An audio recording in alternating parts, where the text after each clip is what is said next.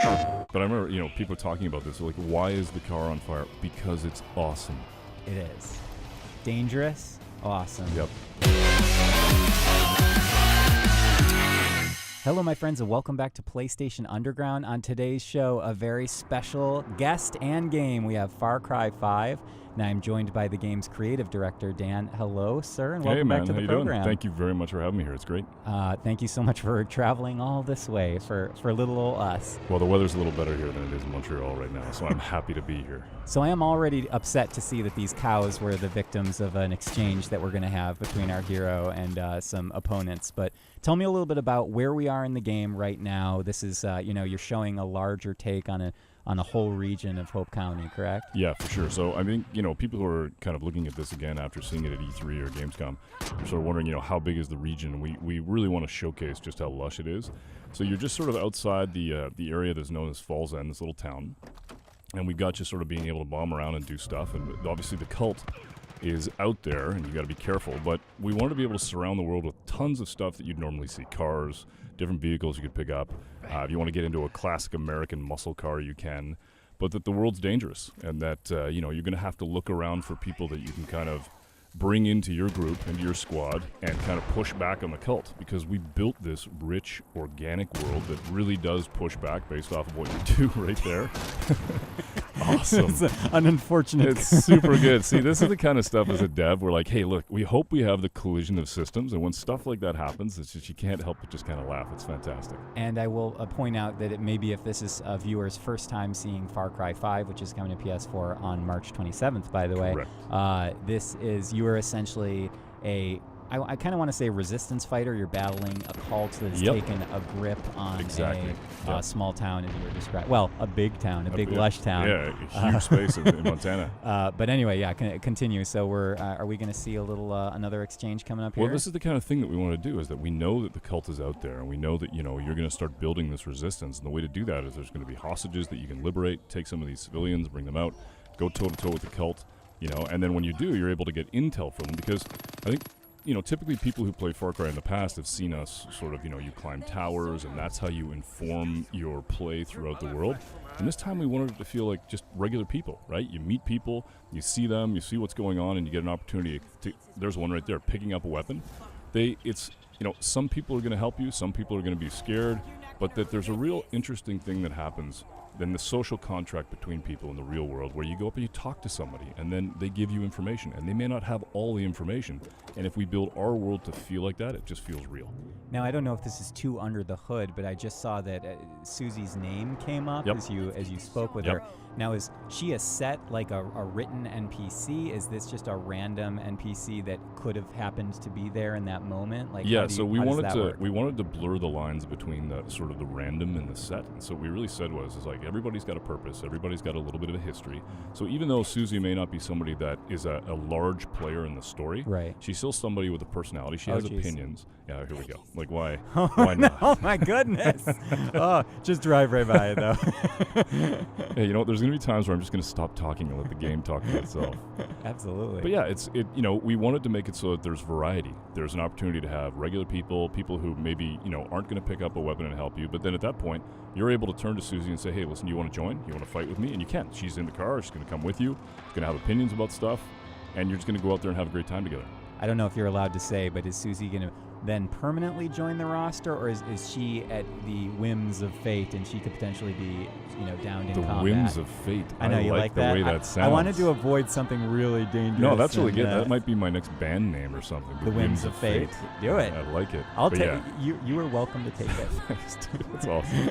I think what we wanted to do is make it so that we had characters like that, and if eventually they do die, that they're gone. But you do have the opportunity to bring them back, right? Okay. You do have the opportunity to do that. Okay.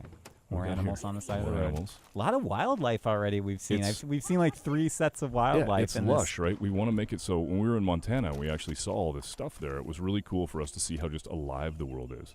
So we wanted to have that experience for the player as well. Oh, that was a narrow miss. Also, you could have accidentally started hunting in that moment because the deer just sprinted by. That was an awesome shot on that guy, but the deer was very, very close. Lucky or unlucky deer. I'm not sure where that deer falls. Yeah. So it seems like we've rescued another civilian. So far, we're just a good old-fashioned hero. Yeah. And so I think it's cool because, you got the opportunity to go talk to somebody, and I think she's got a side mission right now that you can go do. Or you can see off in the distance there's actually the symbol for an outpost, so you could go take the outpost. But there's just all these little moments in the world that are alive that are organic. And to be honest, when we design it, it's kind of interesting for us because they're organic, we don't know what's going to propagate. And so it's entirely up to the player how they want to play it. Maybe you've met Susie, maybe you haven't. Maybe you've got a different Guns for Hire. Maybe you've got a Premier Guns for Hire. Maybe you've got a Fangs for Hire. You got Boomer with you. So it's really interesting for us to kind of sit back and watch it live. Is it really called Fangs for Hire because of the dog? Yes. Yes. Yeah. Who came up with that one? I don't remember, but I'm taking full credit. Take full credit for everything. You designed the game yourself. There you go. And I was going to ask something about the wildlife again, but does the wildlife and just in general this other tapestry of Hope County, does that play into side activities? For sure. I mean, hunting and other, I don't know if there's fishing. There is. Usually games like this have fishing. Yes, there's a lot of Don't fishing. disappoint me. So, and that's the thing that we saw at E3 is we build this really earnest game, this opportunity for you to go in there and be the hero, and people just go fishing and decide they're going to do that for 2 hours, and it's okay, you know what, play the game the way you want to play it. Sir, you need to get off the demo. No, I haven't got the one I want. Fishing. So this is a good example. Here's an outpost, and if you played Far Cry 3 or Far Cry 4, you know this, and in Primal you know this very well, the sort of the situation that you're in. But we've kind of made it so it's very much alive. And then what's really nice about this is that you're going to be able to go in and have the play style you want. So there's opportunities. Whenever we build an outpost or we build elements of the game, we really think about freedom, opportunity, and surprise. Right? The freedom to be able to attack this outpost the way you want. All kinds of opportunities, different guns, different weapons, different ways of aggressing the situation. And then the surprise that it may not always go the way you think, and we'll just see as it happens. That is literally every time I try and play something stealthy or strategically, it goes to hell immediately. Immediately. Yeah, but he's doing pretty well here so far. Taking him out one nice shot. Oh, is this a silenced weapon? Yes, so they don't know. Yes. Little do they know that they are under attack. Correct. You know what? I remember what I was going to ask you is, does our protagonist have a name identity? Is it a kind of a nameless protagonist? Well, how have you guys what we've been trying to do is moving towards something that's really lean, right? What I don't like is when I'm playing a game and the game doesn't communicate what my emotions are or my feelings are. So in this case, we've got. I'm just watching. Brutal. Just watching it happen. What we've got is a player character that's super lean. So you have an occupation. But from the standpoint of who you are, it's who you pick. Right. Absolutely. All right, so now they know. Now things are escalating. Now it's on. Escalating quickly. Yep. Tension's rising. I don't know if in this footage we're going to see our protagonist down at any point. We'll find out. You may. This must be really fun for level designers, having these little pockets of indoor space mixed in with the huge sprawling outdoors. Because that creates little, interesting points of cover and wrinkles to that combat. The thing that's interesting is that as you're building this stuff, a lot of the designers, you're looking at the distance from the road. Everybody kind of, that's the challenge of building something that people feel like they know. I think one of the challenges of coming to the States is that people just understand how long a driveway should be, what feels right, Okay, true. Yeah.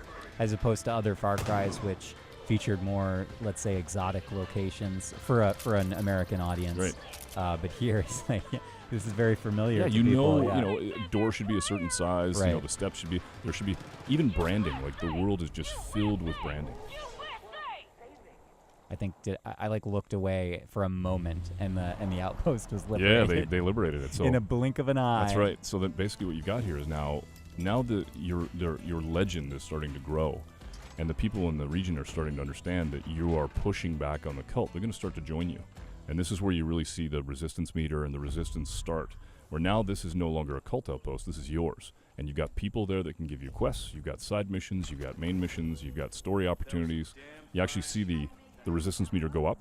And what's happening there, which is really interesting for us, is if we're going to build this live game, this feeling that it's alive, and the idea that these heralds and the cult have a mandate, and that what you're doing is you're the fly in the ointment, you're getting in the way of it. So you can actually see your progression through that in the world, but you can also get the sense they're going to push back.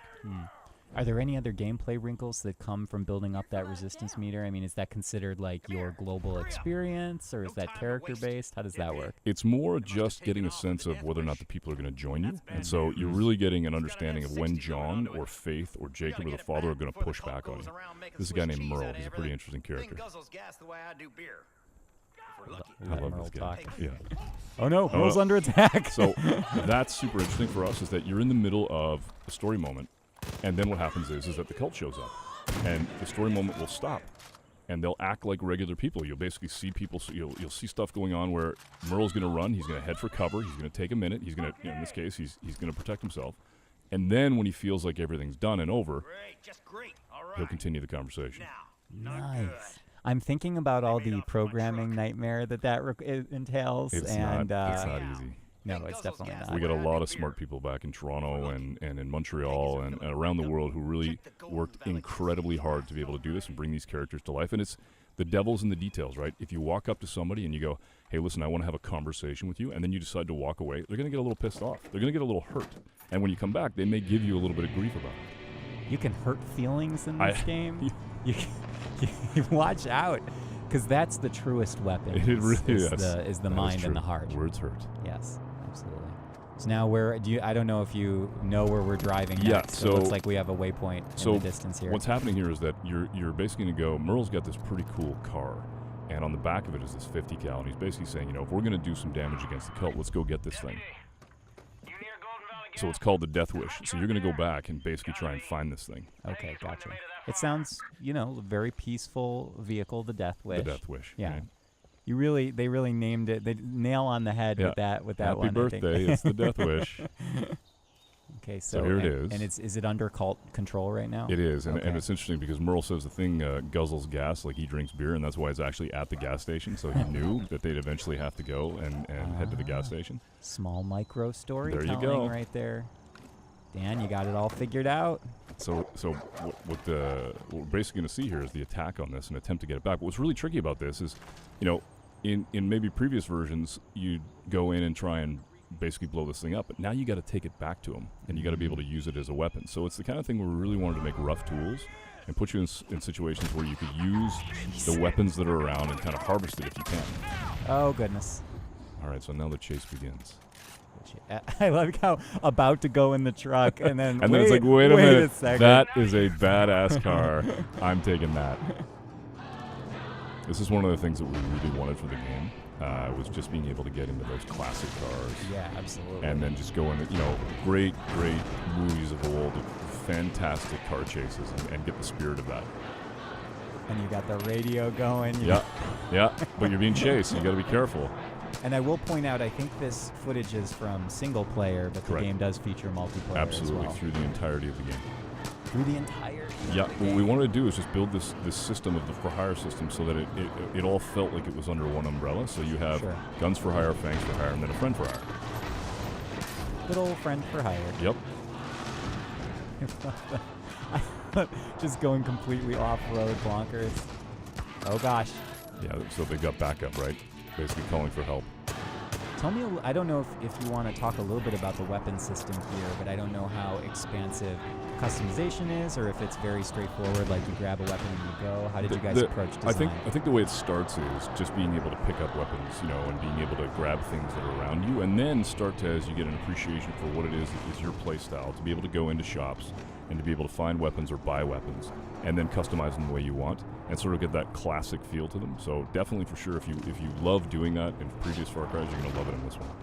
I always spend an inordinate amount of time customizing my arsenal. Do you?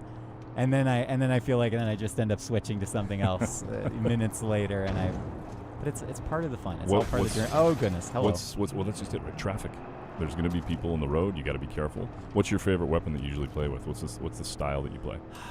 I feel like revolvers are usually like something that in other shooters I often lean towards that because they're good for a variety of situations. Sure. Yep. They feel cool. Yep. Sometimes you get those cool engravings on the side.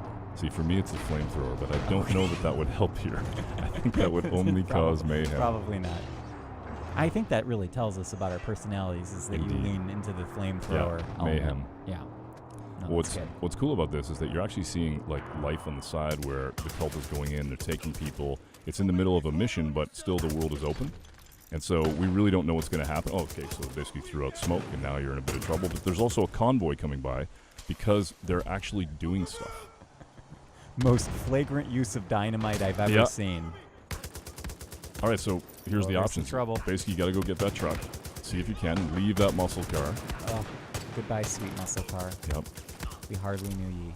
Oh, here you go. You get to turn it into a weapon. Up in the 50 cal. Oh, there he unleash. is. Now, That I think that soldier probably should have turned tail at that point. Yeah, I think strategy dictated. At that point, maybe the courage was too great for him. So now you got to head back towards Merle. You got the truck. And now, when you eventually get back there, Merle hops in the back. He hops on the 50 cal. And now what you're going to do is you're going to basically go around here to this place where they're stashing this thing called the Bliss. And that's one of the things that the cult uses to control people. So there's all these barrels of bliss, and you basically destroy them, blow it up.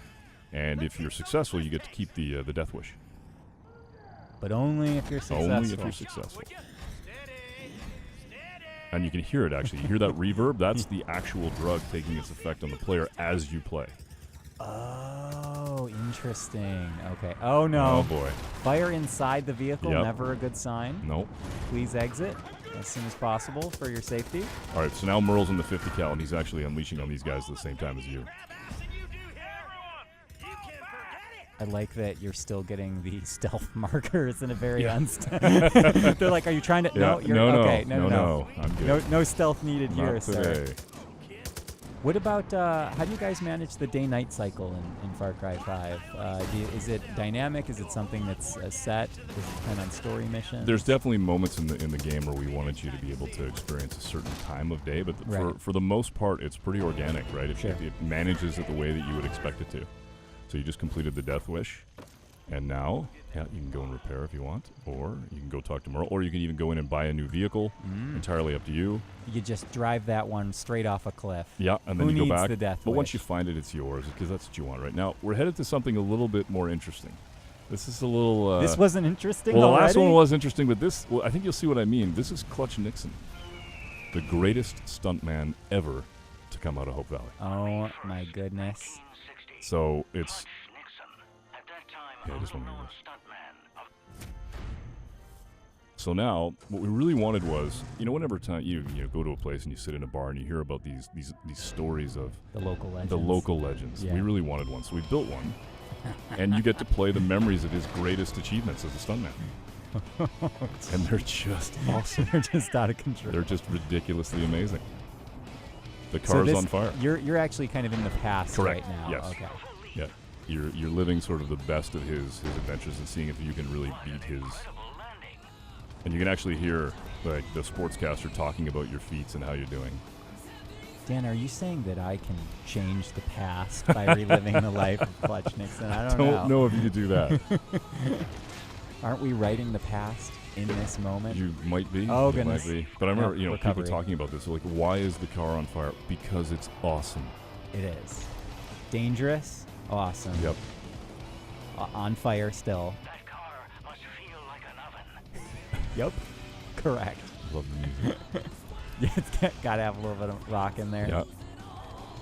You guys always have fun with music in these games, don't you? We really do. I think we spoke about that before, is that especially with this game, you're tapping into almost a completely different musical tapestry. For sure. Compared to the other Far Cry games. And I think the thing, too, is that we really tried to make it so that each region is different. So as you traverse through the world... Yeah, here you go. Big jump. Yeah. There you go. The big finish. Into the water. He survives that, right? He survives everything. Okay. He's Clutch Nixon. Okay. Well, showed me. Yep. So yeah, the music is just such a big part. I mean, it's part of what brings the charm. It's a huge component of emotion and whether or not you feel that in the game and how you. And we just put these sort of in the world so that you can experience it. And that's the thing about the game, is that we built this game. We definitely have a story that has earnest moments in it. We definitely have moments of huge pushback on the cult, but we also recognize that just because we're thinking that the game is played a certain way is not the way that people will play it. And what we want to be able to do is build a world that's organic and allows the player to go in every direction get any vehicle that they want, be able to basically play the game and author the experience the way they want, and then go off and basically, it's not predictive. We want them to just go and play. I think that's one of the most fascinating things about open world design to me as someone from the outside. Okay, something is afoot. So somebody, they just basically, if you go into the map and you're able to go over a couple of key locations, what you can actually hear is people who are in trouble, and they're basically calling you over the radio. And so I think this heads towards Boomer. You think? We're not sure. Pretty sure this is to be confirmed shortly. Yes. Like the little nav points. That's super cool. I wish that today's GPS could provide that level of precision. Yeah, you're driving a car that's, rear-wheel drive, pretty slick, got racing slicks on it, but you got this amazing GPS. But it's, it's important that if we build a world where if the player really wants to go and do something, we give them the opportunity to know where to go and what to do, and to just play into the game. You could easily get lost in a big open world like this. So. Oh goodness! Hello. Here they come. They're really not following the rules of the road, are they? No, they're not. Oh, just missed. Oh my God! Look at that swerve. Oh, and they just called for backup, so there's more of them coming. Oh, this is great. See, moments like this, which feel like an action movie, but they're actually being handled. They're just being created by the player totally in the moment. Systemic, right? Unbelievable. Yeah. That really always blows my mind. I think, we had a real moment on Far Cry 4 when we were working on one mission in particular with Pagan Min, where Pagan started to do things kind of on his own, and we kind of made it an opportunity for Pagan to make choices in the mission. And we were thinking to ourselves, why don't we just allow the game to do that across the entirety of the game? So right here, the cult pushes back, maybe an animal's going to show up, but you got a helicopter that's going to attack you. Meanwhile, you're headed towards a mission, or you may even be mid-mission, but this kind of stuff happens, and we don't know that it's going to happen, and then we get to see it firsthand. Dan, I have a great subtitle for Far Cry 5 I'd like to pitch to you now. I know the game title's already been decided. Let's hear it. Far Cry 5, multitasking. I got it. I think it's going to sell. Okay, we'll get the .com address later. Yeah. Just work out the details with my lawyer. Cool. And I love, you can see in the distance, you got these amazing mountains. It's just, I love the diversity of the environment as well. Well, you asked the question about night and day, and honestly, it's like there's some really cool things about sort of being alone in the dark and feeling the sense of, what's around the corner. And then there's just these beautiful moments of dawn or dusk. And the lighting in Montana was phenomenal when we were there. So we just wanted to be able to experience that. But then there's also terrible stuff that's going on where the cult's done terrible stuff because they're bad people and basically come in and then you have an opportunity to push back on them. That thing off in the distance, I believe that's actually a repurposed fertilizer container, and inside it is bliss, and if you blow it up, you actually get resistance points. Okay. But we do have apple and pumpkin picking. Correct. Right there. And there's Boomer. I see the sign. Yep. So let's see what we do here. Do we go in quiet? And you can hear Boomer. Boomer! I'm coming. So what the cult is doing here is they're actually going in and they're taking animals. And they're taking animals and they're turning them into something that I'm not supposed to talk about, but I'm going to anyway. Uh-oh. They're called judges, and they're pretty badass. So you're going to go save Boomer from that happening to him. Okay. And then be able to have your first thanks for hire. Ah, excellent. Also, that sounds very scary, and I'm glad we're rescuing Boomer. Rescue all the animals. And pumpkins. This would be so pleasant and peaceful if there wasn't, you weren't embattled in combat at the moment. Not for the cult. But the thing for us is that we wanted to, when you're building a game that's this big and a world that's this rich, we want to be able to have a variety of stories and a variety of tones in it. Sure, you're going to have moments that are earnest like this where you're saving, the dog and basically bringing this into your group, but then you're also going to have moments like with Clutch Nixon. And so we just want to be able to make it so that there's little action bubbles and stories that you can snack on. I love snackable stories. For sure. Low on calories, high on flavor. That's pretty good stuff. Yeah, I came up with it just now. Nice. Okay, that helicopter's menacing. Just be careful. Here we go. I love the lighting that we're playing with here. We're kind of going up on stealth. Done a fantastic job. There's Boomer. Let's see if we Leave can him get alone! Oh my goodness! So here we go. It's on. Okay. Oh jeez. Knife kill. Yep. Brutal. Now they called for backup. That's what they do. So basically, all right. So you've got him, and now Boomer's out, and he can hold his own. Go Boomer! Does Boomer come with like a jetpack or a rocket launcher No, strapped to his- Boomer's awesome, just the way he is. Just the- He's super good. So they did call for backup. So Boomer's available now as a Fangs for Hire, but you got to go actually enlist him. Okay. But he's But going to do Boomer's some, doing- he's gonna doing do his some own damage. work. He can do some damage. He can hold his own. Support your local farmer. So now, Oh my gosh. now- Pat, well, the here's most thing. important sub-command. Those are Boomer's former owners, so he's pretty upset about it, right? no. So there's a story to be told here. We really just tried to put little stories in that you could just take a minute and drink that in. And now you can go up and basically pet him, and he's yours. Definitely a somber moment in a game that has a high emotional range. Ladies and gentlemen, that was Far Cry 5, which is coming to PS4 March 27th. Dan, such a pleasure to have you as always. Thank you for your so much. It was commentary. great. Awesome. Final thoughts for your for the audience? I just hope they love it. We really are trying to build something that and have built something where the players get to tell their stories, and we can't wait to hear them. Great. Thank you, Dan. Thank you.